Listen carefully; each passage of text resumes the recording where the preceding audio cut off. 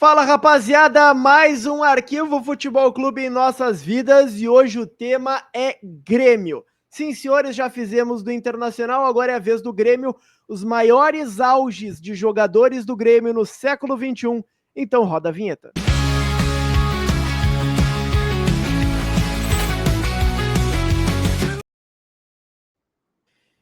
Mais uma vez estou aqui com a presença dessa ilustre figura, Lédio Legal. Tudo bem contigo, Lédio?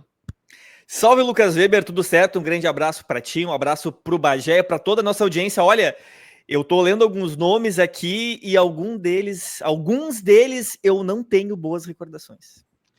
E quanto pior a recordação do Lédio, melhor a colocação dele. E para ter alguém de peso, para ter alguém com experiência, com bagagem, eu chamei ele, Alex Bagé. Tudo bem contigo, Bagé? Fala, rapaziada, tudo bem? Weber, tudo bem? Lédio, pô, prazer estar aqui com vocês. Prazer um pouco também, é meio forçado, né? Satisfação, né? Bom, tá aí os nomes, tá? Só para passar para quem não acompanhou ainda nenhum vídeo, não sabe o que nós estamos fazendo. Aqui embaixo nós temos 20 nomes de jogadores do Grêmio. Hoje o tema é auge, então eu peguei uma temporada específica de cada jogador e a gente vai elencar de 1 a 20. O principal, né? O pica, o que teve a melhor temporada de um jogador do Grêmio no século XXI. Aí a gente tem o top 4, depois tem outros jogadores e tem os 4 últimos ali. O Bagé já me deu um spoiler de quem ele vai colocar nas primeiras colocações. A gente vai saber isso ao longo do tempo, mas antes já peço para tu deixar o teu like, te inscrever aqui no canal e ativar o sininho das notificações. Eu quero começar pelo primeiro que a gente vê por ali, o Alex Bagé. Zinho, no ano de 2001, campeão da Copa do Brasil. Tu tem boas lembranças daquele título e da grande atuação, das grandes atuações que o Zinho teve naquele ano? Tu sabe que o Lédio falou agora uma coisa que bate sempre no tamanho de cada jogador para a torcida que ele jogou ou para a torcida que ele incomodou. É esse o tamanho que tu mede, por exemplo, de uma idolatria, né? O ídolo do Grêmio, tu mede ele também das vezes que ele incomodou o torcedor do Inter, ou vice-versa. O ídolo do Internacional é o cara que geralmente incomodava no Grenal, pela atuação, pela forma que ele se posicionava, principalmente quando tinha esse confronto, né, da dupla. E o Zinho é um desses casos. Tem vários nomes aí da lista que vocês fizeram, que a gente vai chegar numa questão de proporção pelo ano determinado. Às vezes não significa a carreira do cara, mas tem determinados momentos, tem determinados jogadores. Até assim, ó, vou fazer um parêntese rápido aqui. O Tcheco é um jogador que, para muitos, ele tem uma idolatria que, se tu botar na proporção de conquistas, de bola que ele jogou, ele não teria. Mas ele fez parte de um determinado momento que as coisas eram mais difíceis para o Grêmio e naquela dificuldade toda ele se sobressaía. Mas não quer dizer, por exemplo, que fosse uma soberania técnica e de títulos. Agora, o Zinho, por exemplo, cara, o Zinho tem todos os títulos que vocês possam imaginar, né? Pô, o Zinho é tetracampeão com a seleção brasileira. O Zinho é um cara que tem, se eu não estou enganado, 5 conquistas de campeonato brasileiro, sabe? Já não sei mais quantas Copas do Brasil. Onde ele fardou, ele ergueu taça. E ele tinha esse peso. Eu lembro até que um jogo ele quebra um recorde. O Grêmio jogando aquela antiga Taça Sul Minas, Copa Sul Minas. O Grêmio ganha do Mamoré, do interior de Minas Gerais. E o Zinho faz 5 gols, opa, quebrou o recorde, 5 gols numa partida e tal. Então o Zinho era esse cara que era uma liderança técnica e automaticamente uma liderança de títulos também, né? Porque além de ser bom jogador, poxa, o Zinho chegava no vestiário e tu não precisava apresentar ele para ninguém, né?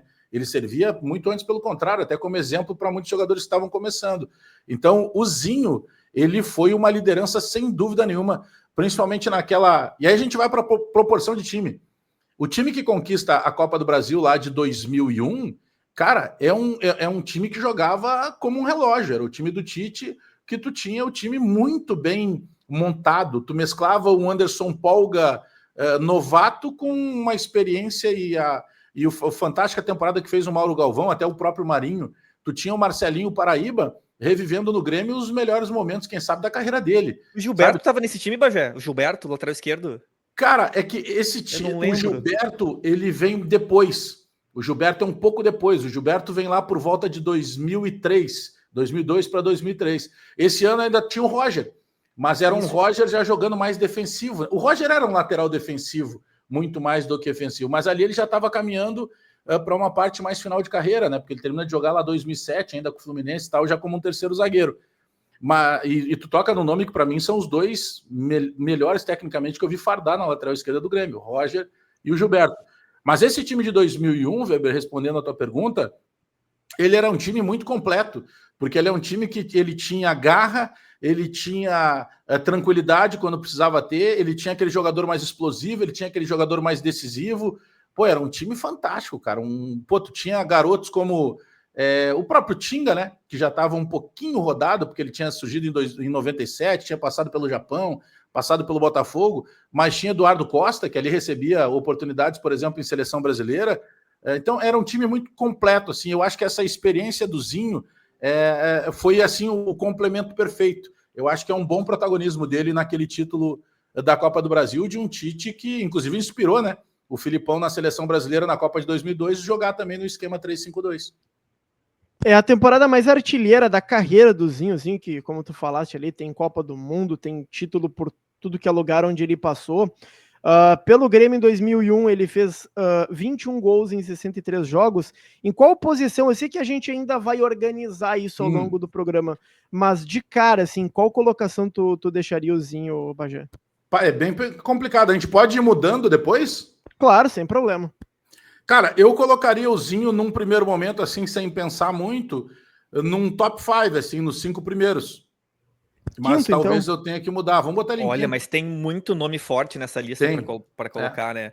E tu vê 21 gols, tu disseste, né, Weber, na temporada, um meia fazer essa quantidade de gols mostra toda a qualidade do Zinho, que era um craque da bola e teve em muitos times campeões. Teve no Palmeiras, aquele Cruzeiro da Tríplice Coroa, o meio-campo era apenas Bagé, Alex, Cabeção e Zinho. Então, realmente, massa. Por onde ele passou, ele empilhotaço. E o Zinho. Aí a gente tá falando, Weber, de 2001, e esse Cruzeiro que o Led lembra é de 2003. Ou seja, ele brilhou no Grêmio, ele ainda vai mais velho pro Cruzeiro e segue brilhando de novo. Não, e o Zinho que ainda era caçoado pelo Cacete Planeta, né? Na época da Copa de 94, que ele era enceradeira, né? E tudo mais. Pra quem não viu jogar, o Zinho ele jogava um pouco menos que o Alan Patrick, mas era nesse nível. Muito bom. Ô Lédio, tu tá fardado com o manto colorado aqui, mas eu quero te perguntar sobre um jogador que, cara, teve um baita auge no Grêmio, é um cara de seleção brasileira, de Real Madrid, e tudo mais. Explica pra galera quem foi Rodrigo Fabre e por que essa temporada de 2002 foi tão importante para ele. Cara, o Rodrigo Fabre é um jogador que a primeira lembrança que eu tenho é naquela Portuguesa de 96, que acabou perdendo o título brasileiro para o Grêmio. Era um excelente finalizador. Era outros tempos, né? Os times jogavam mais numa formação 4-4-2 e o Rodrigo Fabre era muito esse segundo atacante de suporte para o centroavante. E tinha uma finalização espetacular, fazia muitos gols. Jogou depois também no Flamengo e para... Quem recorda, o Rodrigo Fabre também jogou no Real Madrid, tinha muita qualidade, era um jogador assim... Esse início dos anos 2000, né, Bagé, tinha tantos bons atacantes brasileiros que atacantes do nível do Rodrigo Fabre acabam... Eu não digo que não são lembrados, mas hoje o Rodrigo Fabre seria, por exemplo, o titular da seleção brasileira disparado, porque jogava muita bola. Então, ele teve boas temporadas também jogando no Flamengo. Eu colocaria ele um pouco mais atrás, porque tem muitos nomes fortes na história do Grêmio nessa lista. Eu colocaria o Rodrigo Fabre lá em 13º, por aí. O Rodrigo Fabre ficaria por aí realmente. Sabe que o Fabre, ele joga, não sei se ele começa, tá? Mas ele passa muito novo ainda pela Portuguesa. E era uma época que a Portuguesa revelava muito jogador, ou dava vitrine para muitos bons jogadores. E ele era um cara que batia muito forte na bola e a longa distância. Eu lembro assim de 2 Rodrigos que passaram muito bem no Grêmio. Um virou meu amigo, que é o Rodrigo Mendes, e o outro o Rodrigo Fabre. E eles eram jogadores que... Eles não eram propriamente atacantes, né? Eu considerava ele meio atacante, assim, o cara que pisava mais na área. O Rodrigo Fabre é até um pouquinho mais atacante que o Rodrigo Mendes, mas eram caras que faziam gols com extrema facilidade. E o Rodrigo Fabre chegou a pegar uma época no Grêmio que tu não tinha, em alguns momentos, um centroavante de carteirinha. E ele se desdobrava a fazer gol, né? Era um cara que fazia muito gol. Ele teve, acho que 2 passagens pelo Grêmio, não foi apenas uma, né? Não, ele tem 2. Ele sai e aí volta. Eu não sei exatamente dizer para que mercado ele vai nesse momento de uma saída. Acho que mercado de mercado asiático, algo de Arábia, assim, mas não tenho certeza.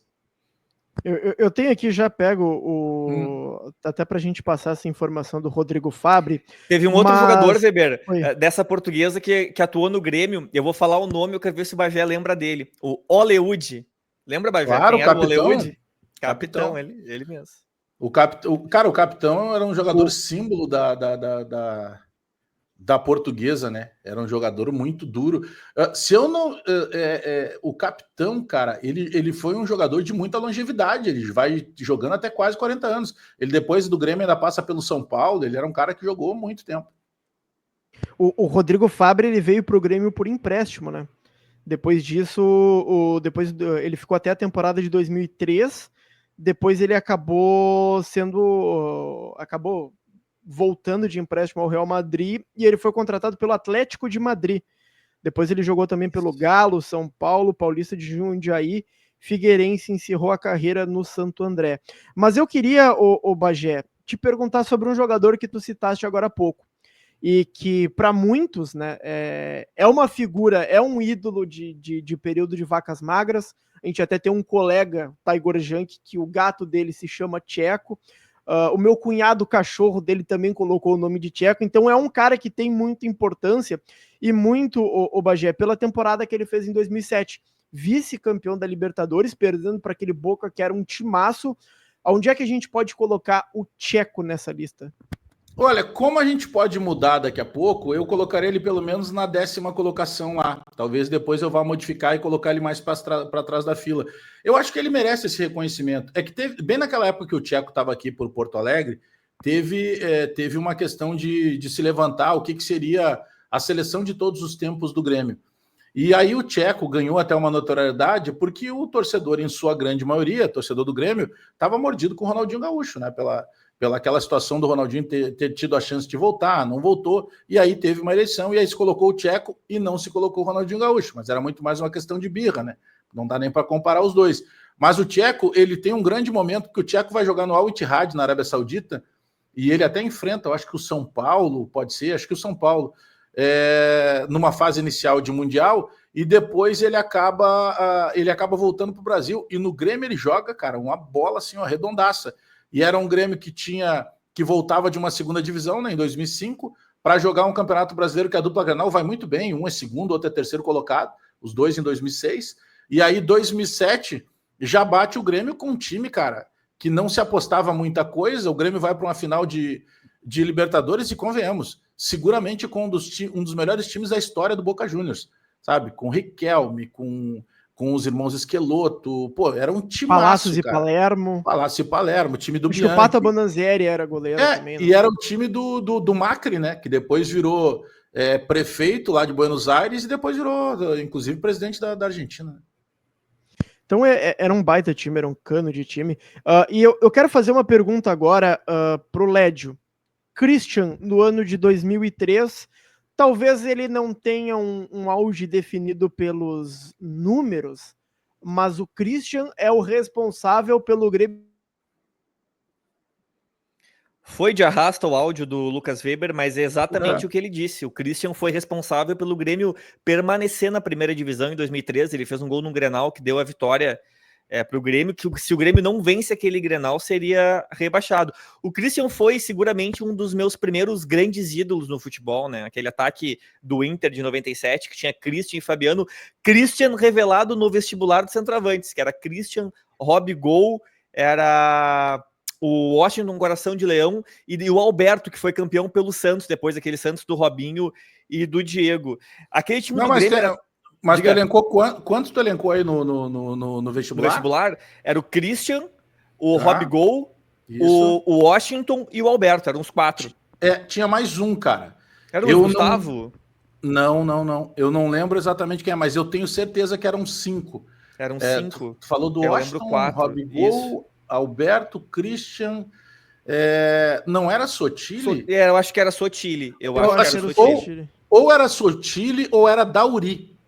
Não, o Dauri foi depois. Então Dauri veio do 15 de Campo Bom, mas eu lembro do Dauri já é mais 2004, 2005, por aí. Sim, o Alberto nós falamos, porque o Washington até tinha, depois se descobriu, ele tinha uma fissura no tornozelo, e claro, a gente vivia uma outra época de medicina, né? E não se descobriu porque o tornozelo não desinchava, então ele teve uma dificuldade. E o Alberto, ele, cara, naufragou aqui, não foi bem, não conseguiu jogar, e ele fica sem contrato um tempo, e ele joga num time dos amigos nossos, o campeonato Serra Mar, campeonato que é um dos campeonatos mais fortes aqui do Amador do Rio Grande do Sul, e ele jogou o campeonato Serra Mar, eu só não lembro exatamente por qual time, e depois, tu vê o que é o futebol, né? Depois ele vai parar no Santos de novo, e aí naquele Santos que está sendo montado, e ele, inclusive ele tem um dos gols mais bonitos lá, tem gol de placa na Vila Belmiro, e ele renasce com o Santos, mas ele tinha passado despercebido aqui. Cara, esse ataque do Grêmio, inclusive, em 2003, Bagé, se eu não me engano, era Pitbull e Christian, né? Que evitou o rebaixamento do Grêmio. Era Cláudio, Pitbull e Christian. E o jogo que evita o rebaixamento do Grêmio, nós estamos falando do mesmo Grenal, que ele faz o 1-0, aquele que tira a chance do Inter de Libertadores. E sabe que eu acabei ficando muito amigo do Christian, e ele jogava bola com a gente, às vezes, nas quintas-feiras, e a gente sempre pedia, né, com a rapaziada lá, sempre recuperava essas histórias, assim, na hora do churrasco. Pô, é fantástico, né? Tu era guri, via os caras pela TV, ouvia pelo rádio, daqui a pouco tu tá jogando bola e resenhando com os caras. E ele conta que aquela bola que ele faz o gol lá no Beira-Rio, ele disse assim, cara, era o último gás que eu tinha, cara. O meu joelho já tava inchado de novo, doía muito. E quando a bola sobrou, cara, eu botei toda a força que eu tinha, porque eu sabia que era o último sprint do jogo que eu tinha para dar. E ele faz o gol. Tanto que ele faz o gol e ele já faz o sinal para sair. E é muito bacana a atitude do Christian, ele sempre foi um cara muito humano, porque era uma época muito complicada do Grêmio, não tinha dinheiro, e aí os caras conseguiram lá um bicho para pagar, eles chamam de bicho molhado, né? Que tu pagava em dinheiro para os caras ainda no vestiário. E aí entregam para ele o envelope com o bicho, e o Christian sabia que a galera toda estava com o salário atrasado. E aí o Christian pega com mais 2 ou 3 jogadores e diz assim, pô, rapaziada, a gente tem uma condição melhor, vamos pegar isso aqui e vamos doar para o pessoal aí do staff que tá... Pô, massagista, roupeiro, a tia do café, o pessoal da limpeza, que estavam precisando muito mais do que eles, né? Então ele faz essa doação para a galera.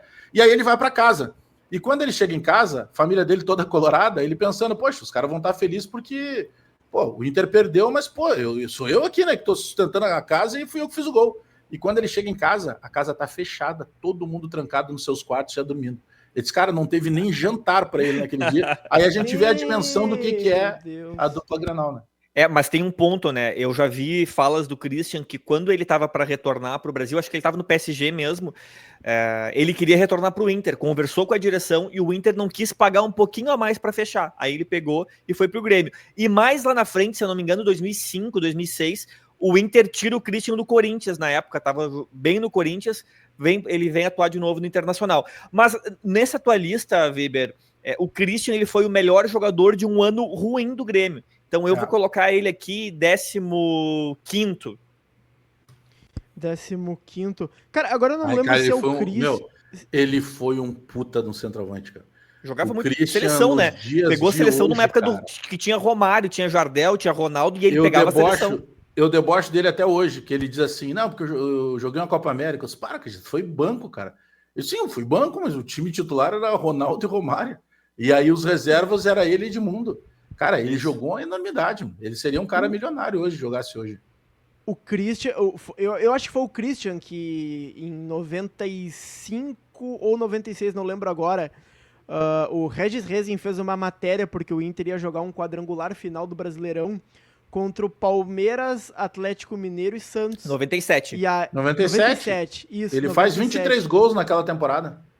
E aí eles levam ele para uma churrascaria para ele comer o porco representando o Palmeiras, o peixe representando o Santos. Imagina hoje. E o galo, o frango representando o Atlético Mineiro.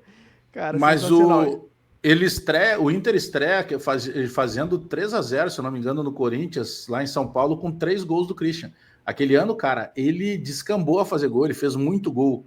E ele era, e tu sabe que o Cacalo, o falecido Cacalo, descobriu o Christian quando ele era desconhecido ainda lá em Portugal. Ele quase veio parar no Grêmio. O Cacalo era apaixonado por centroavante, e eu até confirmei essa história com o Christian. E um dia toca o telefone, era o Cacalo. pô, Christian, a gente tá querendo reformular time aqui, a gente tá precisando de um 9 e a gente chegou no teu nome. E aí o Christian começa a conversar com o empresário, com família, os caras, não, tu tá maluco, como é que tu vai voltar? E vai voltar pro Grêmio. E aí, acho que um ano depois, ele acerta com o Inter. Cara, que bizarro, né? Ô Bagé, a gente tem alguns nomes ali. Eu queria que tu escolhesse algum nome que tu queira falar, algum nome que tu acha interessante, escolhe também a posição. Sinta-se livre. Cara, agora começa a ficar mais complicado, né? Vamos pegar o Douglas ali. O Douglas, tu tá considerando o Douglas de 16. Que ano? De 16. Cara, 16, aí tu já vai ter Douglas, tu vai ter Luan, tu vai ter Kahneman, tu vai ter Jeromel. É uma temporada 16, 17 ali. É bem fácil de confundir os jogadores, tamanha qualidade. Cara, eu vou botar o Douglas na quarta colocação. Acho que o Douglas era um jogador que, guardadas as devidas proporções, hoje no Brasil tu encontra pouquíssimos meias com a qualidade que ele tinha e com o estilo de jogar. O Alan Patrick é um desses caras, sabe? O Alan Patrick, é óbvio que eu sei, e não é corneta, o Alan Patrick não faz parte de anos, por exemplo, de títulos, como fez o Douglas. O Douglas, tanto que tu pega o Douglas naquele time do Corinthians com o Ronaldo, né? Foi campeão do mundo. E depois ganha Libertadores, e tu vê, ele fica um tempão no Corinthians, né? Porque ele tá em 2009, quando o Corinthians ganha aquela Copa do Brasil com o Ronaldo, que é até na final contra o Inter. Foi e depois ele fica... Ele é convocado à seleção brasileira, né? Na época do Mano Menezes. Aí depois ele tava no Grêmio, Bagé. Quando ele teve aquele amistoso com a Argentina, que ele perdeu a bola no meio de campo, ele tava no Grêmio. Então foi isso. Então já é... Mas era o Mano Menezes, o técnico da seleção. Mas ele era, extremamente qualificado, cara. Aquele meia que não marcava ninguém, só que não precisava, né? Os outros tinham que correr por ele pela qualidade que ele tinha. Mas eu acho que daqui a pouco eu vou mexer naqueles primeiros ali de novo. Tem algum nome aí, Lédio, que tu queira falar a respeito? Tranquilamente. Eu quero pegar ali o último nome, Cristaldo. Meia vagalume, só falei no Alan Patrick, ele lembrou do Cristaldo. Não, tu falou do Alan Patrick, títulos, né? Mas o Tcheco a gente precisa lembrar também, né? É o ídolo que não ergueu taça. Eu gosto muito do Tcheco, uso muito pra corneta. O Cristaldo, ele é um jogador que se dá uma dimensão muito maior do que ele tem. É um jogador que tem lá suas qualidades, mas mentalmente eu acho ele um jogador defasado, porque ele soma em decisão. Ano passado teve 2 decisões de pênalti do Grêmio, contra o Fluminense pela Libertadores e Corinthians na Copa do Brasil, ele errou os 2 pênaltis. E Grenal, então, tu pode cavar um buraco que tu não vai encontrar o Cristaldo, porque ele tá bem escondidinho. Eu colocaria o Cristaldo em 20º lugar nessa lista. Tem duas coisas que eu preciso te perguntar, ô Bagé. A primeira, responde agora a corneta do Lédio. A segunda, tem o Ferreirinha de 2021, eu sei bem a tua opinião. E aí? Eu vou dizer mais, tem o Marcelo Moreno ali. O Marcelo Moreno, em Porto Alegre, ele ficou famoso pelo Café de la Musique. Nunca por jogar bola e fazer gol. E ele era um cara que chegou com muita expectativa aqui. O Grêmio tentou há bastante tempo buscar ele, e quando ele chegou, ele não confirmou. Aliás, reza a lenda que o Café de la Musique fechou porque todo dia terminava o estoque. Perdeu a renda do... Não tinha tempo dos caras repor. O que incomoda o torcedor do Grêmio com o Cristaldo é justamente o que brincou. O Led exagerou, né? Mas o ponto é o mesmo. É o cara que não aparece no jogo grande. Isso incomoda. Ele é bom jogador, ele tem qualidade. Acho até que ele não é meia, tá? O JB tinha uma tese que eu confrontava e hoje eu concordo com ela. Tu acha que ele é 8? Eu acho que ele é um cara que pisa na área. Eu acho que por vezes ele pode ser quase um segundo atacante. Sabe aquilo que... Quem foi o técnico que tentou? Acho que foi o Kudê que tentou fazer com o Alan Patrick, de deixar ele lá na frente. Isso, foi. Não deu certo, porque o Alan Patrick tem qualidade para jogar mais recuado e ser o pensador do jogo. Eu acho que o Cristaldo não. Acho que o Cristaldo não é pensador de jogo. Eu acho que o Cristaldo é o cara para pisar lá na área. Então eu gostaria de ver o Cristaldo jogando mais à frente. Mas ele não é tão pouco quanto disse o Lédio, mas a principal marca que ele ainda não convence é justamente essa. Sabe, é o jogador... Eu vou te dar um exemplo. O Vitor, que foi o goleiro do Grêmio, Grenal ele sumia, cara. E aí, um baita de um goleiro, mas que tu ficava marcado dessa forma. O Fabiano, nosso amigo, que chamava de Fabiano Cachaça, cara, o Fabiano brilhou praticamente em Grenal. E aí ele tomou uma proporção muito maior. O Grenal marca os jogadores, né, aqui em Porto Alegre. Então eu já quero te perguntar, ô Bagé, já que tu falou do Marcelo Moreno... Tu colocaria nesse Z4 aqui de atuações o ano de 2012 do Marcelo Moreno? Seguramente. Desse Z4 aí, cara, até o momento já tem, para mim, já tem até mais um ali que tu já citou ele. Eu acho que esse Z4 não é difícil fechar. Talvez só mudando a ordem, assim, mas eu acho que esse Z4 vai ser fácil de fechar. Então, e eu já tenho o quarto nome aqui. Eu já tenho até o quarto nome para esse Z4, hein? Qual? Barcos 2014. Cara, mas é que o Barcos tem um ano, eu não vou te dizer exatamente que ano, não sei se foi 14, que ele faz 28 gols, e aí ele é taxado de um cara que fazia gols inúteis, né? Era o 3-0, o 4-0, ele não fazia no gol da vitória, né? Mas é que tá, toda vez que a gente fala com especialistas e tal de scout, hoje até diminuiu essa quantidade, mas eu lembro que os caras falavam, pô, um atacante que faz 30 gols no ano tem que ser olhado diferente. Hoje já caiu bastante isso, então o cara fazer 28 gols num ano, poxa, não dá para chamar ele, sabe, de pé de rato. Eu acho que nós vamos de novo no mesmo caminho do Moreno e mas até do Gladiador. Eles chegaram numa atmosfera alta, de expectativas criadas muito acima do que eles poderiam dar. O Barcos ele foi buscado no Palmeiras quando o Palmeiras foi rebaixado. O Grêmio, inclusive, deu uma barca de jogadores para trazer o Barcos na época. É a questão que eu faço aqui, a comparação, Bagé, é que dos outros nomes eu vejo que tiveram momentos melhores do que o Barcos. Então essa é a minha comparação. Não é um demérito para o Barcos aqui ficar em 17º, por exemplo, em vista dos outros nomes que tem disponível. Só para passar, tá? O 2014 do Barcos, 54 jogos, 29 gols. 29, só gol que não valia nada. Uma média maior do que meio gol por jogo.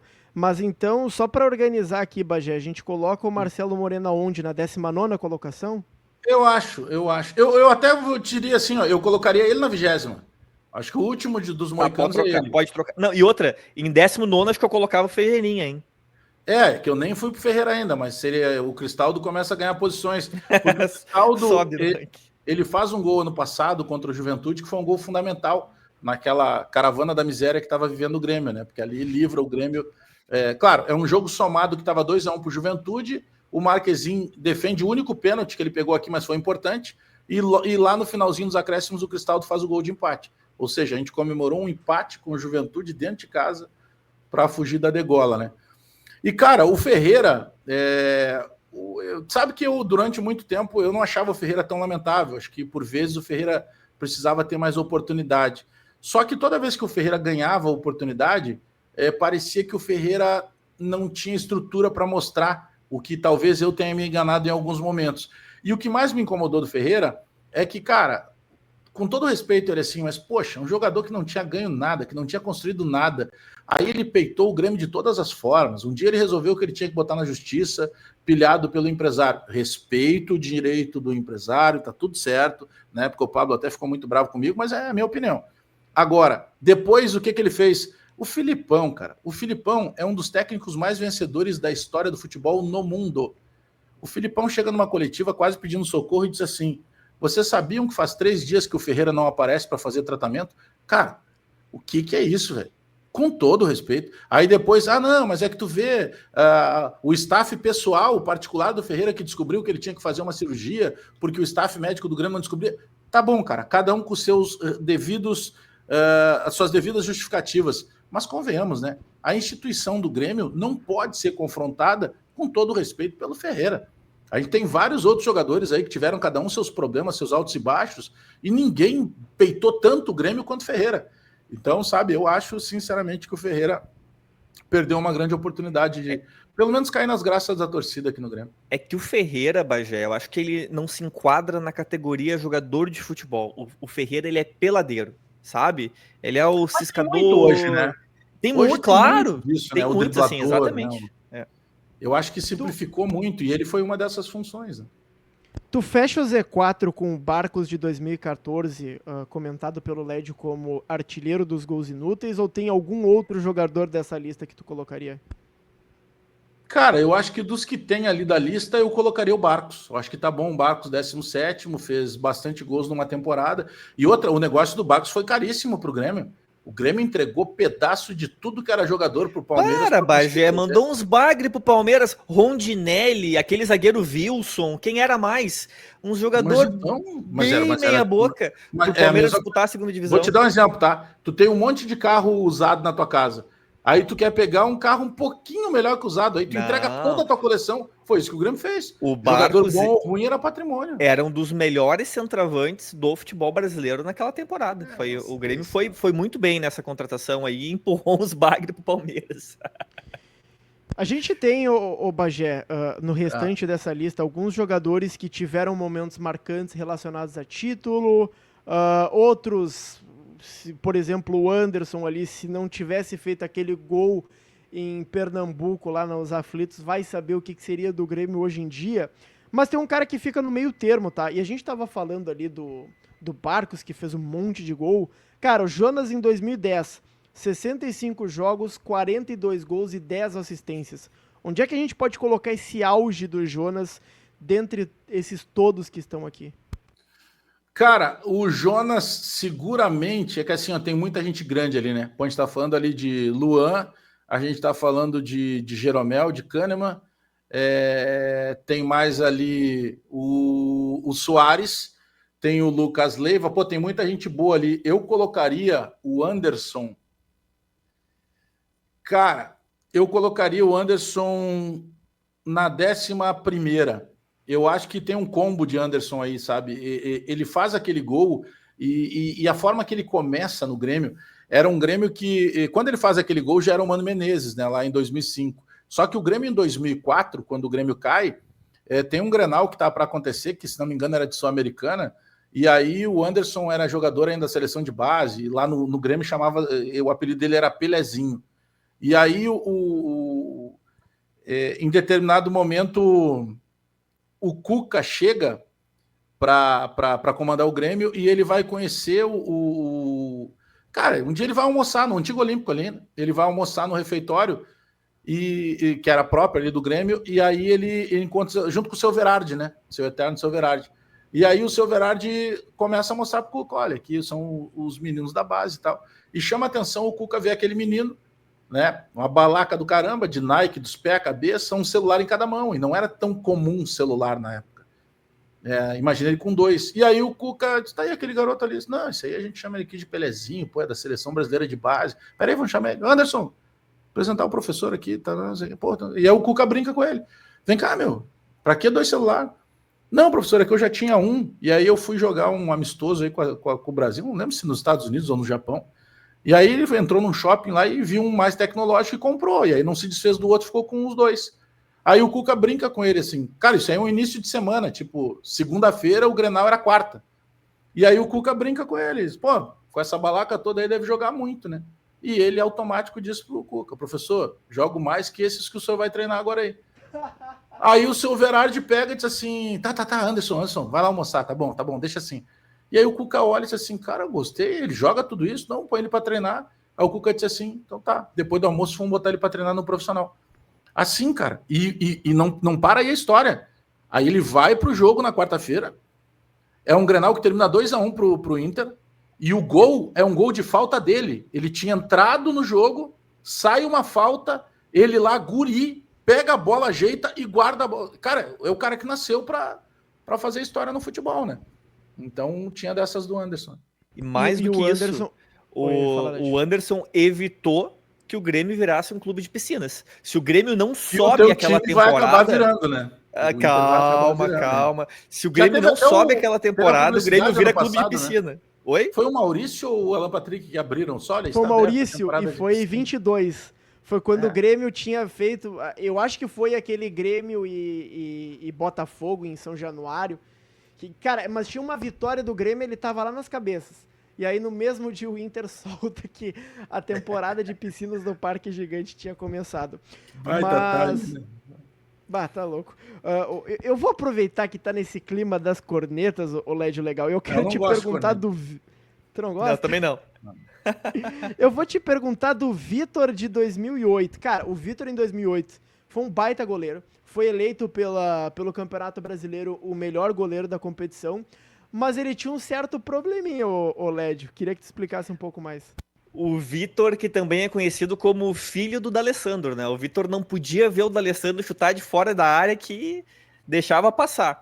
Mas o Vitor acertou o gol do Grêmio, né? O Grêmio vinha com problemas, tinha o Tavarelli, teve aquele outro goleiro, Márcio, que veio do Atlético Mineiro, se eu não me engano. Borboleta, não veio do Paulista de Jundiaí também. Do Paulista de Jundiaí.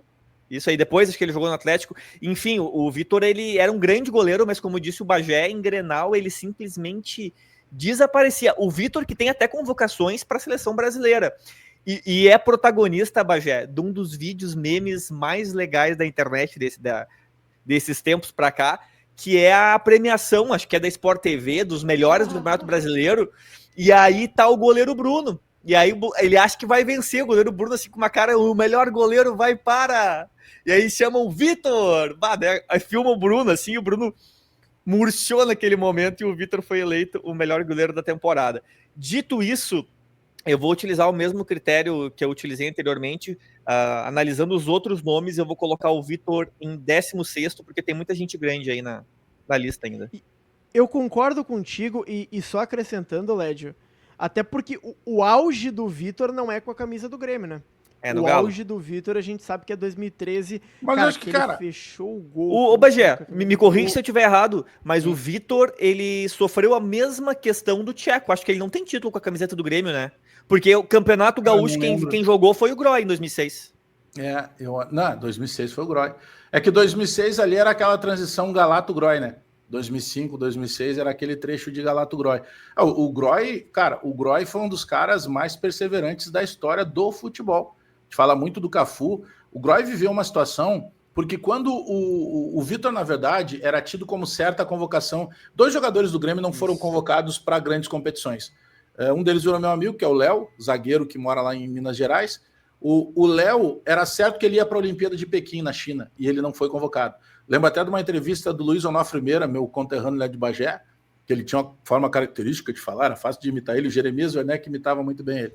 E aí sai a convocação e a gente pergunta assim, nós estávamos lá no pátio do Olímpico, Meira, uma frase rápida aí sobre a não convocação do Léo. O Léo não foi convocado, né? Tá bom, eles pediram uma frase, eles pediram uma frase. E aí, o Léo não foi, tá? Não foi convocado. E aí eles imaginavam vender o Léo por muito dinheiro e não rolou. E aí o Vitor era a Copa do Mundo da África do Sul, 2010, que o Dunga era técnico, se dava como certa a convocação. E ele não foi convocado. E aí quando ele vai para o Atlético Mineiro, porque ele acaba sendo negociado assim, faltando algumas rodadas do Campeonato Brasileiro, o Marcelo Groy é chamado. Né? Marcelo, agora é tudo contigo. E o Groy, faz um campeonataço no final, assim, e todo mundo, Groy firmou finalmente. Imagina, nós estamos falando de 2010, 2011. 2011. Imagina, o Groy já era campeão gaúcho lá em 2006. 5 anos ele penando ali. Aí, quando é vendido o Vitor e ele faz aquele baita campeonato no final, na parte final, o que ele pensa? Cara, beleza, chegou minha hora, né? Aí ele casa e vai em lua de mel, se não me engano, para o Caribe, algo assim. E aí ele contando que lá pelas tantas, né, ele tá fora assim do mundo, ficou por uns dias isolado, né, para desfrutar da lua de mel. Daqui a pouco ele vai acessar lá, na época acho que era o Clique RBS. E aí ele vai acessar e descobre que o Luxemburgo, a pedido do Luxemburgo, isso em 2012, tinha sido contratado o Dida. E aí tu imagina, né? Brochura total no meio da lua de mel, né? Tá achando que eu ia fazer uma temporada, eu fui nem pro banco ativo de novo. Salva o Bagé. Só o ativo. Aí ele volta e ele vai muito incomodado na sala do presidente Fábio Koff, né? Aí a habilidade do eterno presidente, né? Calma, guri, vai chegar a tua hora, né? Calma, tu é o cara que está sendo preparado. Eu acho que nesse momento precisava da experiência do Dida, o Vanderlei exigiu. Eu acho que vai. Calma, porque ele tinha na época a proposta do Vasco e o São Paulo pretendia fazer do Groy o cara ser preparado para assumir a vaga do Rogério Ceni. E o presidente Koff segura ele. Tu vê, o tempo passa e ele só volta a acontecer em 2016. O Marcelo Groy tem outro fato, Bagé, que tu vai recordar. Ele foi muito perseguido pelo maior jornalista identificado desse estado na época, Paulo Santana. Paulo Santana fazia campanha contra o Marcelo Groy abertamente. E o Dida é engraçado porque ele sai do Milan e ele fica um ano parado sem jogar bola. E aí ele começa a fazer uns amistosos desses times amigos de fulano contra amigos de ciclano, vai muito bem. a Portuguesa contrata, ele fecha o gol, vem jogar no Grêmio e depois joga no Inter ainda. Depois Então Inter. esse lance do Dida aí também é uma loucura. E aí depois ele é expulso num jogo contra a Chapecoense, o Rafael Moura vai pro gol. Um jogo não, um jogo tava 5-0. Problema. Não, mas não. Não foi o de 5-0? Não, esse jogo, se eu não me engano, Bagé, foi? O Dida expulso é o 5-0. Aí eu achei que era aquele. O Rafael Moura vai pro gol no último. Eu lembro. Eu não lembro. 5-0 eu apago da mente, ô Bagé. Eu não lembro nenhum 5-0 na história do Inter. Eu lembro de todos. E eu lembro que na época eu era setorista, mais de Inter até, porque eu era isento, né? Como muitos isentos que estão por aí. E eu trabalhava na Rádio Grenal. E aí, no outro jogo, olha o que é o futebol, né? É escalado o Muriel. É um jogo Inter e Botafogo. E aí o Muriel e o Alisson é o reserva. O Alisson era o terceiro goleiro na época do Dida ali. E aí o Muriel vai pro jogo, cara. E aí o Muriel, acho que metade do primeiro tempo, ele vai cobrar um tiro de meta e ele sente a musculatura da coxa. Sai o Muriel, entra Alisson. Pronto. Ali nasceu um novo goleiro do Inter. E a gente tá falando totalmente por acaso, assim. A gente tá falando bastante de Groy, o Bagé, que esperou bastante. E tem a temporada dele de 2017, que, cara, é um absurdo. Uma das defesas mais importantes da história do Grêmio.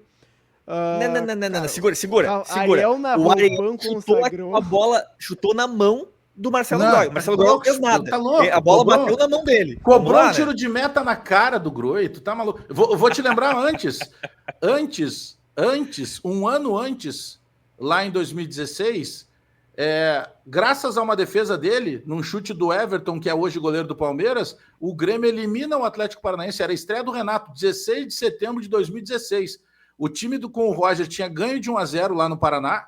Aí depois o Roger entrega o cargo depois de um jogo contra o Curitiba pelo Campeonato Brasileiro. E o Renato estreia perdendo de 1-0 para o Atlético Paranaense. E graças ao Marcelo Groy, o Grêmio passa de fase. Eu lembro até que o falecido Vidarte, o Vidarte querendo ser malandro, né, se estrepou. Ele deixou 2 tweets programados. E aí, dependendo do resultado, para querer ser mais rápido que os outros, ele dava enter no resultado. Só que ele deu enter no tweet que falava que o Grêmio tinha sido eliminado nos pênaltis. Até que ele se desse conta que ele tinha tweetado errado e trocar tudo. O Vidarte era assim. Eu escutava muito o Vidarte pela manhã. O Vidarte era nosso ou era deles? Ah, cara, o Vidarte acho que era de vocês, cara. Era nosso? Acho que era de vocês. Sabe que, fora de brincadeira, nas redações a gente dificilmente se perguntava assim, claro. Sabe?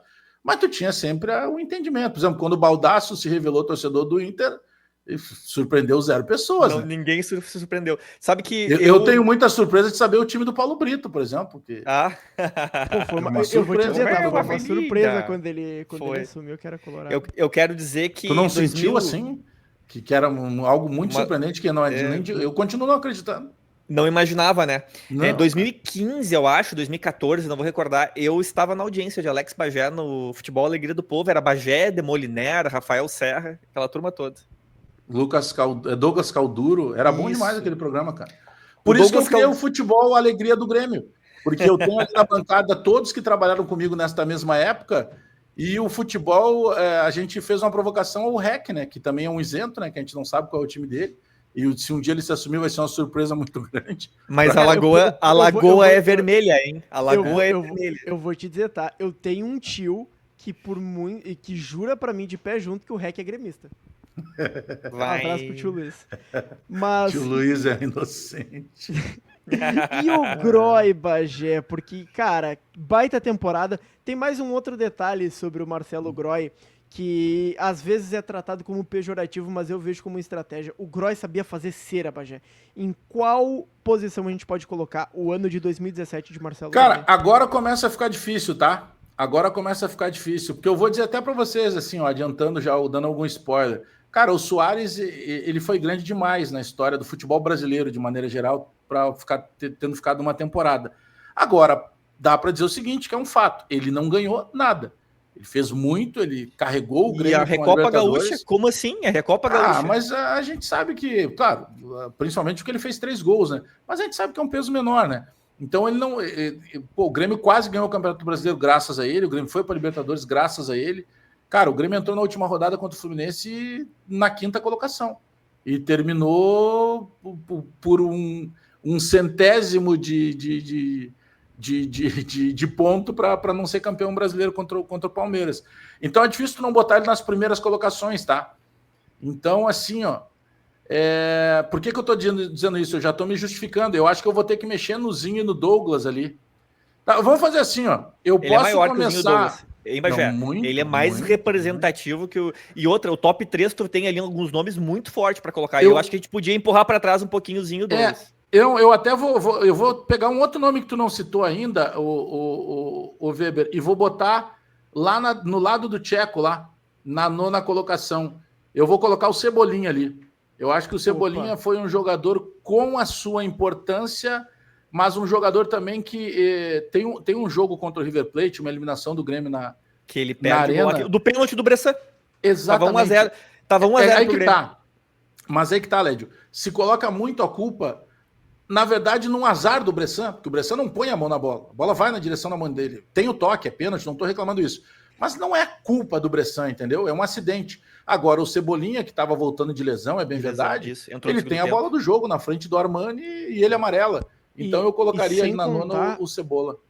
Sem contar duas coisas, tá? Primeiro, eu acho que eu botei o Cebolinha de 2019, que foi a melhor temporada dele com a camisa do Grêmio, mas o auge dele não foi com o Grêmio. O auge dele, não sei se tu concorda comigo, foi com a camisa da seleção brasileira naquela Copa América de 2019. Isso. E o Quando machuca o Neymar, né?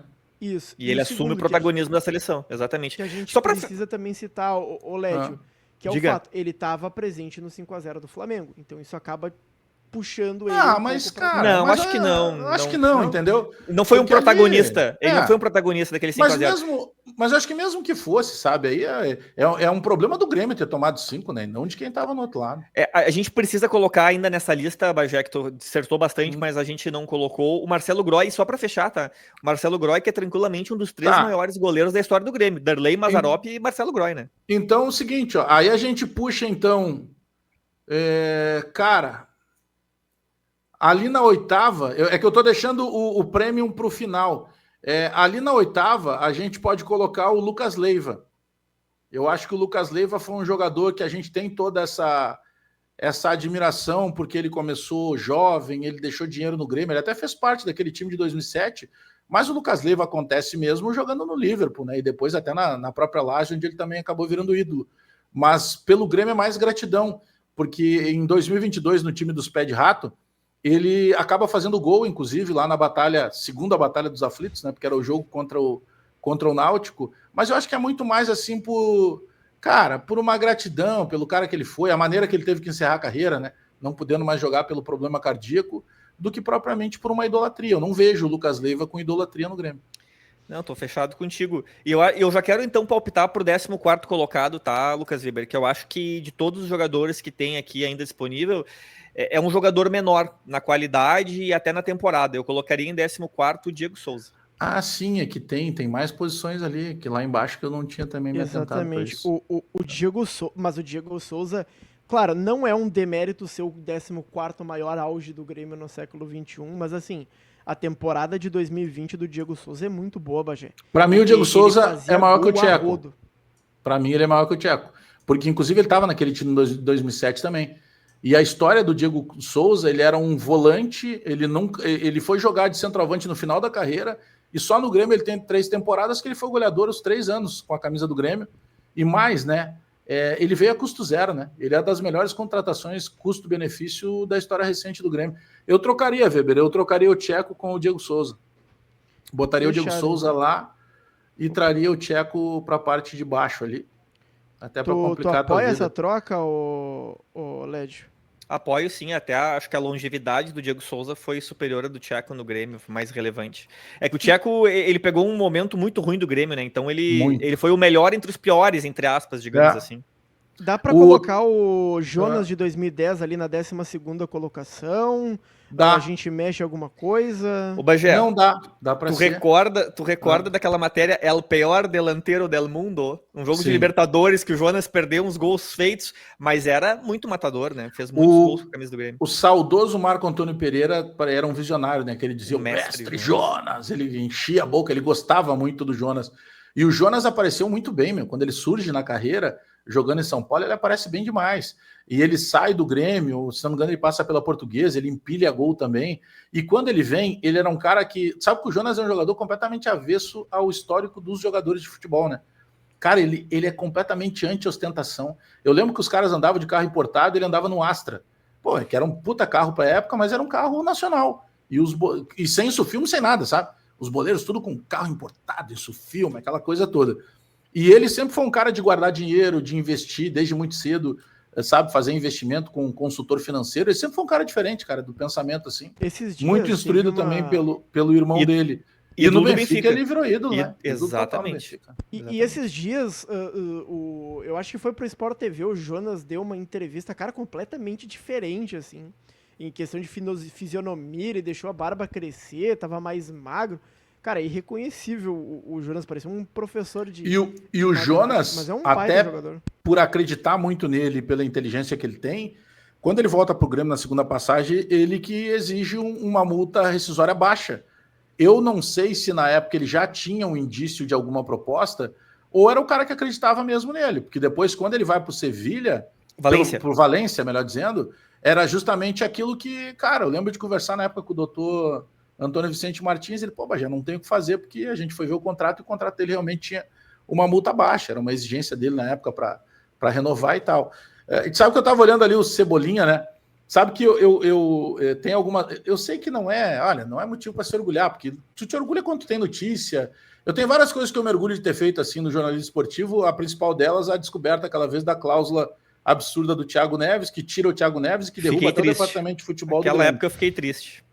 E ali é um orgulho que eu tenho, assim. Mas, por exemplo, a brincadeira que eu fiz com o Everton Cardoso de 100 bolinha, cara, ela ficou histórica. Quando tu não lembra do Everton Cardoso, tu diz o 100 bolinha. E acabou pegando. Porque nós tínhamos verdade. O Everton Cebolinha, chega o outro e não joga nada, temos aí o 100 bolinha. Para quem não recorda, para quem não recorda, né, Bagé, tu trouxe essa cláusula do Thiago Neves no sala de redação e deu um rebuliço geral na imprensa e encerrou o contrato do Thiago Neves por causa do Bagé. Não fala isso que o Meneghete fica bravo. Eu trouxe no Donos da Bola. Foi no Donos? E aí foi, e foi assim, ó. O presidente falou no sala depois, acho que foi isso. Isso, aí que tá o rolo. Eu tinha informação, aí eu coloco num domingo de noite, porque a Bandeirantes ali, não sei como é que tá agora, mas chegava um horário que começava a reproduzir São Paulo, tocar música, tinha o programa lá do cara que trazia a pessoa amada em 7 dias, aquela coisa, e tu não conseguia entrar na programação, né? E aí eu ponho no meu canal do YouTube, bomba. Descobri a cláusula absurda no contrato do Thiago Neves. Um vídeo repercutiu pra caramba. E aí, como é que é o desdobramento daquilo? Na segunda-feira, logo cedo, pela manhã, me liga o Vitor Rodrigues, que era assessor de imprensa do Grêmio, e disse assim, eu só preciso que tu me diga quem te passou a informação. Aí, duas coisas. Eu primeiro pensando, ele acabou de confirmar minha informação, né? Que o presidente Romildo estava às caças às bruxas para saber quem era. E eu falei para ele, Vitinho, tu é jornalista igual eu, tu sabe que eu não vou dizer quem é. Ele, não, mas a gente precisa saber se tem uma cobra aqui dentro. Não, cara, pode ficar tranquilo, fora de brincadeira. Não foi aí de dentro. Se fosse, eu te diria, não foi cara de dentro. Mas tu falou com todos os detalhes. Sim, porque eu vi o contrato. Como? Bom, só o que eu posso te dizer. E aí eu vou pro Donos, dou a informação toda, dá aquela rebuliço todo. Aí o Pedro Ernesto está no ar no sala de redação, e o Gabardo era o setorista do Grêmio aquele dia. E aí, tu imagina a RBS se sentir furada, né? Enlouquece. E aí o Pedrão tá no ar e eles estão dando uma lenha onde é que se viu? Como é que vai fazer uma renovação automática? Porque o absurdo era de que ele não precisava nem assinar. Ele não precisava entrar em campo, melhor dizendo. Ele assinando a súmula, se ele ficasse no banco de chinelo, ele era considerado jogo. E faltavam 5 para que já renovasse por mais um ano. E esse ano automático dobrava o salário dele, de 450 mil para 900 pau. Então, dá esse rebuliço. E aí o presidente Romildo para o carro. Ele estava voltando para o Osório, para o carro e manda um recado para o Pedro. Não, já está tudo resolvido. O contrato dele vai ser rescindido. E o Pedro, cara, fez de tiozão, tá? Não fez de sacanagem. O Pedro vai dar recebi, só que em vez de dizer, olha, eu tô recebendo a informação, ele disse assim, acabo de receber do presidente a confirmação que ele vai ser demitido. E isso causa assim, peraí, a informação foi dada na Band, no Donos da Bola, que já era, aquela época o Donos era fenômeno. O Donos tinha, 40, foi 50 depois mil telas. da treta com o Renato, né? Isso, que a gente faz no Debate Raiz hoje, a gente fazia naquela época já no Donos da Bola da Band. E aí começa aquele tumulto, e aí o Meneghetti fica pistola e com razão, né? Porque, poxa, a informação nasceu na Bandeirantes, e aí o presidente entra em contato com o Pedro, mas vocês entenderam o contexto? Era para dizer, para acalmar. Só que o que acontece nesse episódio? O staff do Thiago acompanha toda essa repercussão, entra em contato com ele e diz assim, filho, sai daí se ninguém falou contigo, porque os caras vão te dispensar. Pega tuas coisas e vaza. E ele sai fora, antes que alguém comunicasse ele. E aí ele vai para a internet, orientado pelo staff, e diz assim, fiquei sabendo pela imprensa de que o meu contrato foi rescindido. Eu ainda não fui comunicado. E ali ele documenta o tal do assédio moral, aquela coisa toda que depois ele ganha na Justiça do Grêmio. E é esse caso que causa a demissão do departamento de futebol. Porque senão mais gente teria caído.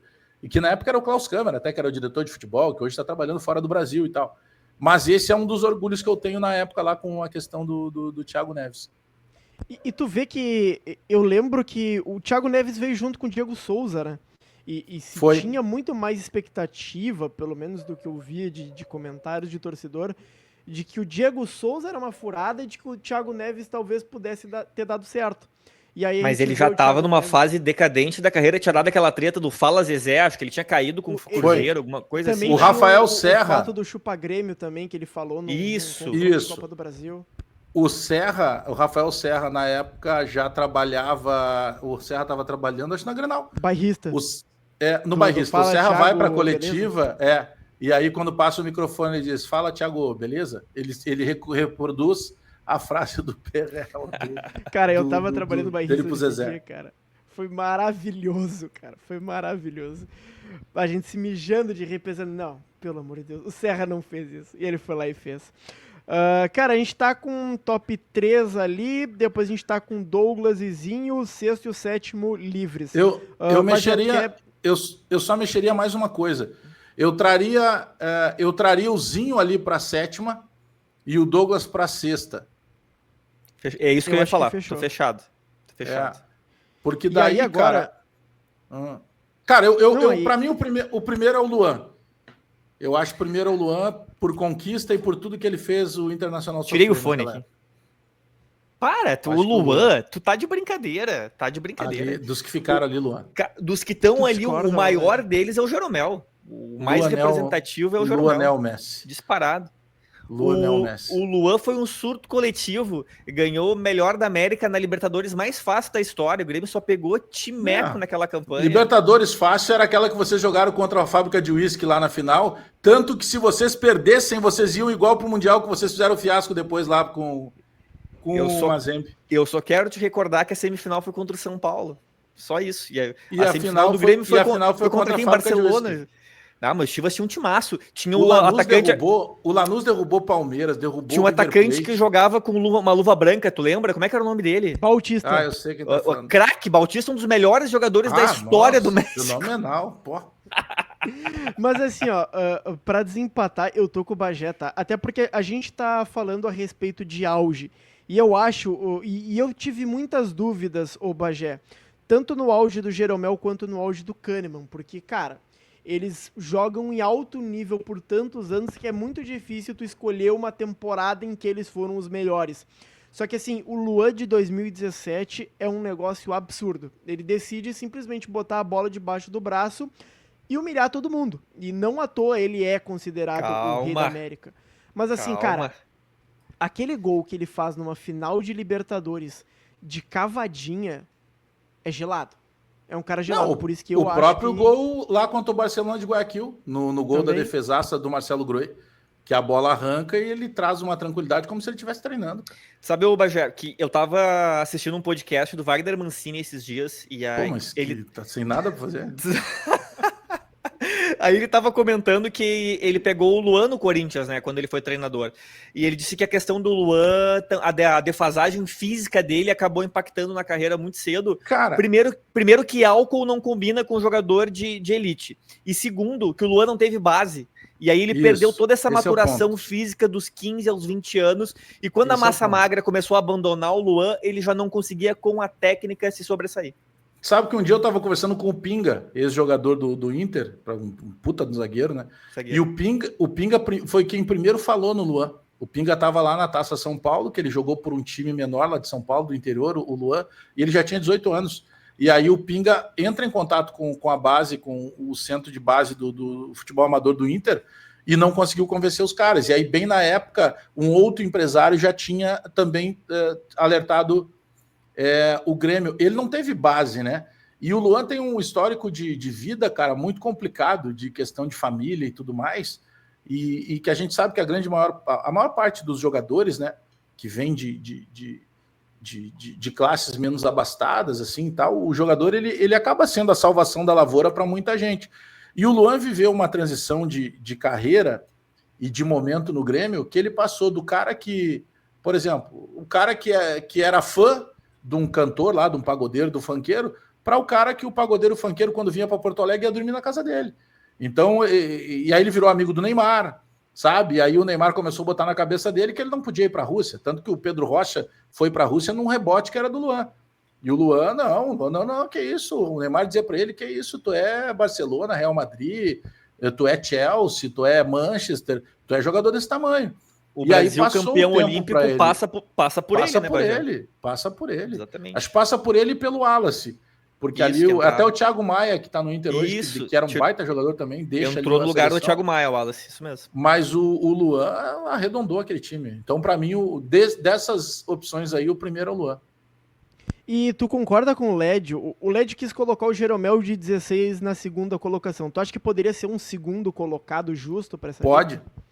O Jeromel tá, desses todos aí, cara, é um dos raros que tá justamente, claro, que tá na minha lista de todos os tempos, tá? Se pegar uma seleção de todos os tempos do Grêmio com 2 zagueiros, a minha dupla é Hugo de Leon e Jeromel. Se tiver uma lista com 3 zagueiros, a minha zaga é Hugo de Leon, Jeromel e Adilson Batista. Mas em qualquer formação, para mim o Jeromel tá. O Jeromel é um dos melhores jogadores, não só zagueiros da história do Grêmio. E eu vejo o Jeromel em questão de personalidade, de liderança, Bagé, algo próximo ao que foi o Fernandão pro Inter. Até o Jeromel jogou 10 anos no Grêmio, né? Então, e é um jogador que sempre respeitou muito essa rivalidade, nunca se ouviu falar nada dele fora das 4 linhas. Como colorado, respeito demais a carreira do Jeromel jogando no Grêmio.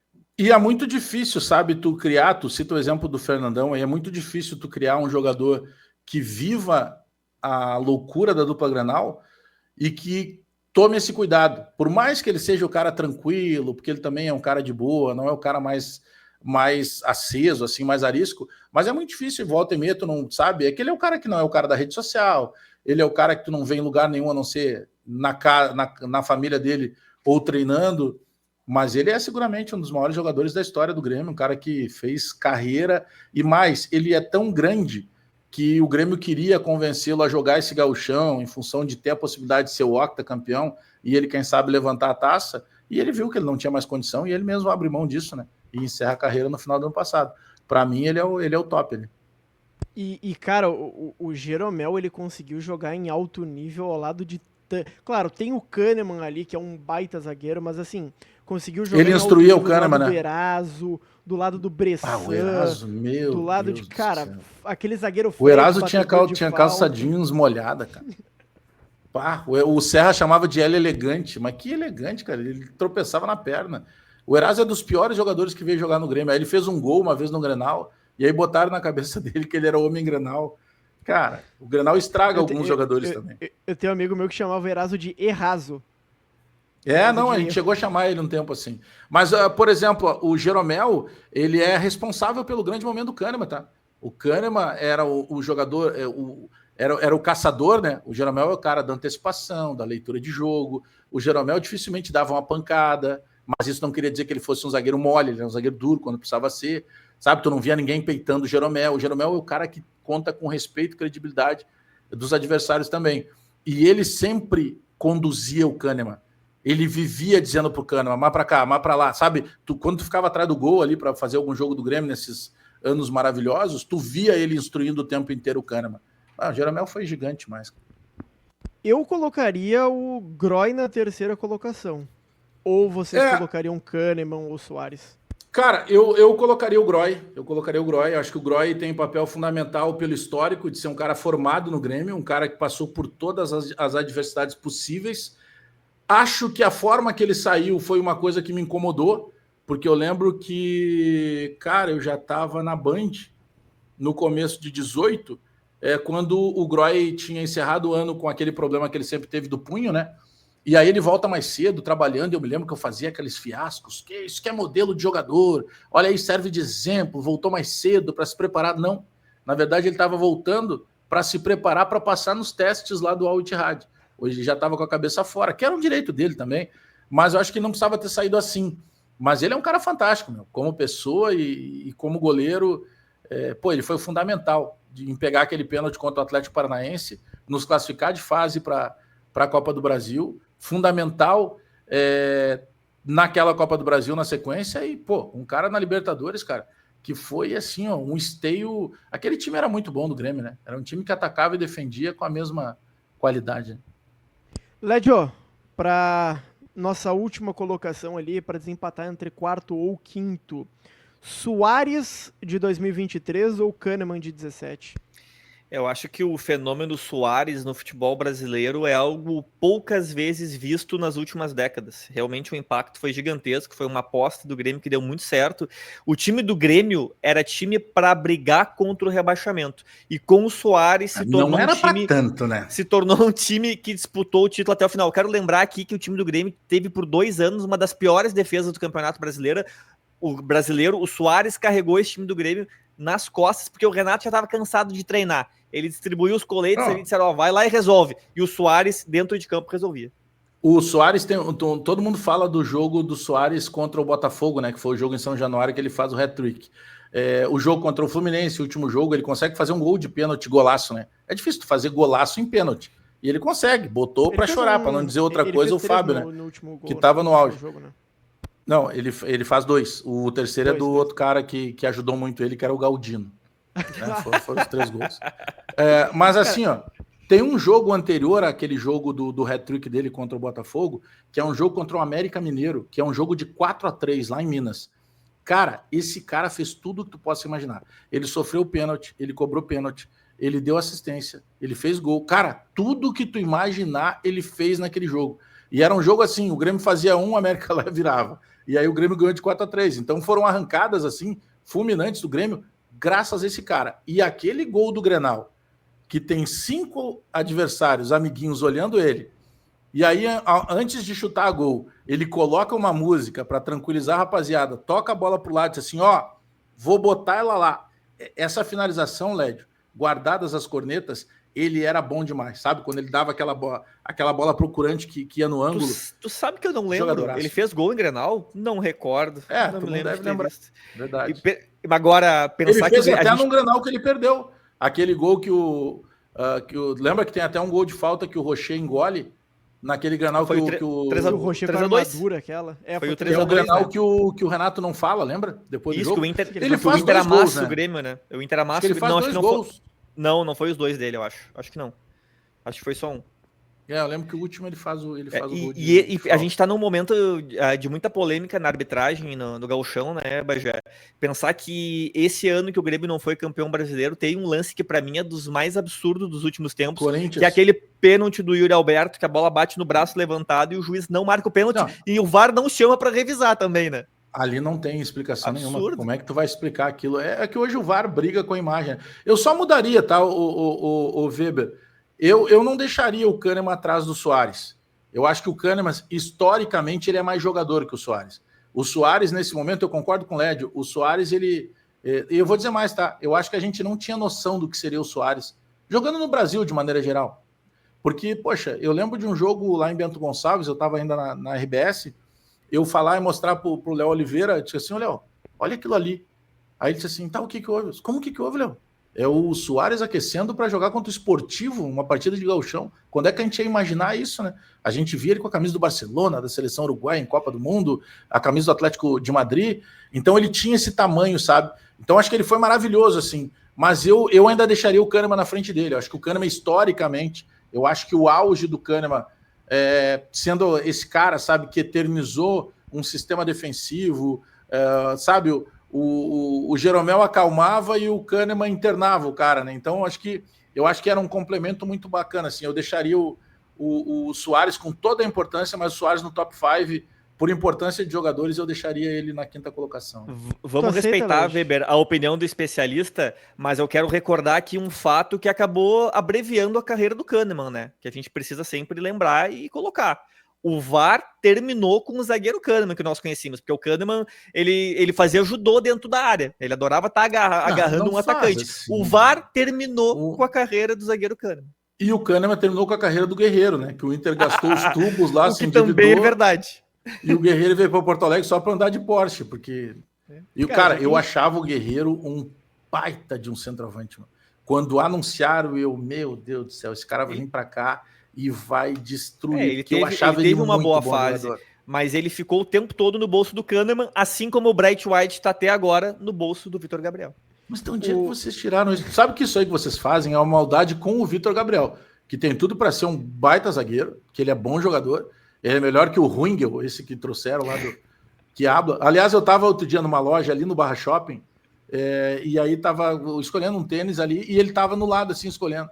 Aí eu vi que na hora que eu passei, o vendedor perguntou para ele qual é o pé bom. Aí eu disse pro vendedor, nenhum.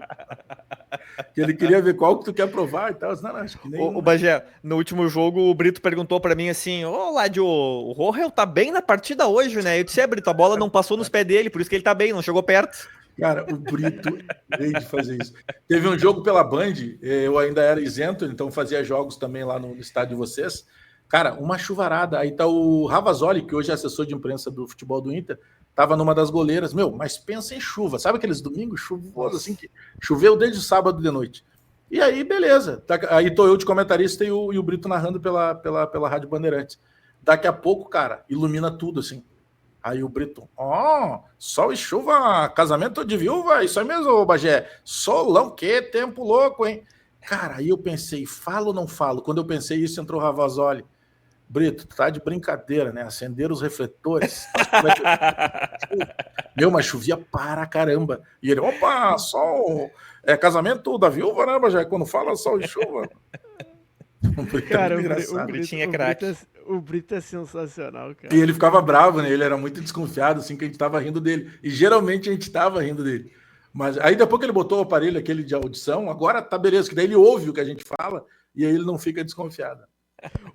Cara, só pra passar algumas coisas, tá? O Grenal, aquele dos 3-2, o Soares fez um gol só, o outro foi do João Pedro. Agora, eu acho que o de craque da bola. De pé.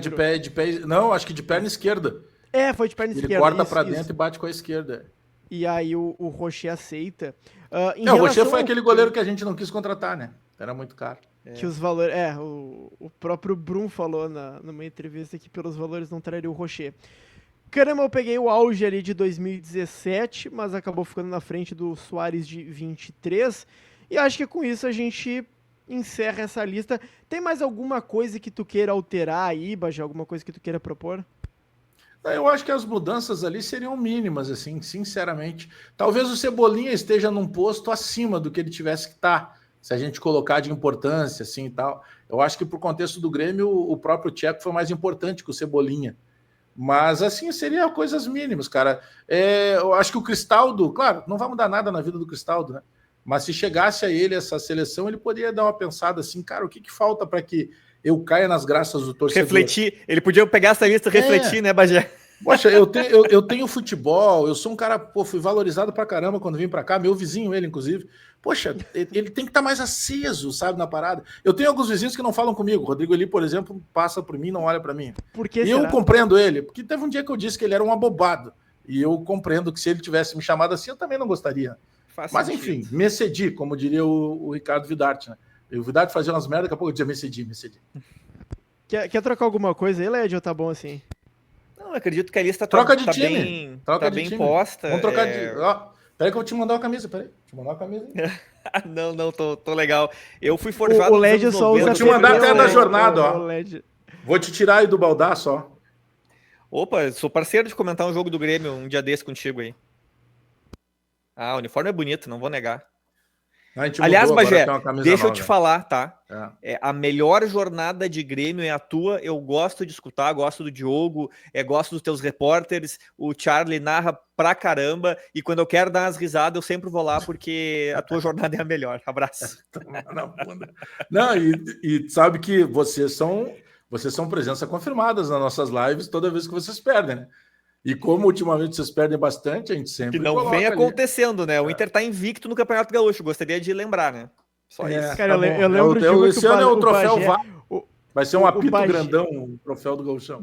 O Bagé zoou o Baldasso comendo um sanduíche no meio da jornada, cara. Que não faz sensação. Cara, não, sabe que isso eu digo pros guris, eu sou chato pra isso. Cara, não dá pra comer na câmera, né?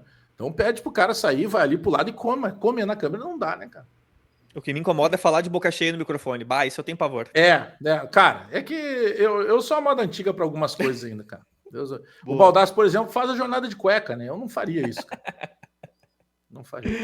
Ai, sensacional. Alex Bagé, senhoras e senhores. Bagé, um abraço e muito obrigado por ter aceitado aí fazer essa lista aqui de grandes ídolos da história do Grêmio. Não, abraço nada. Daqui a pouco chega a nota aí para o cachê. Eu já mando o pix direitinho ali. Não, que isso, rapaziada. Abraço aí e tamo junto aí para tudo que precisar. Lédio, até semana que vem. Até, Weber, grande abraço, pro Bagé, foi muito legal estar aqui falando sobre esse monte de bagre aí, e fica o convite, né, Bagé, a próxima vamos fazer uma de Inter, porque daí tu vai ver o que é jogador grande de verdade.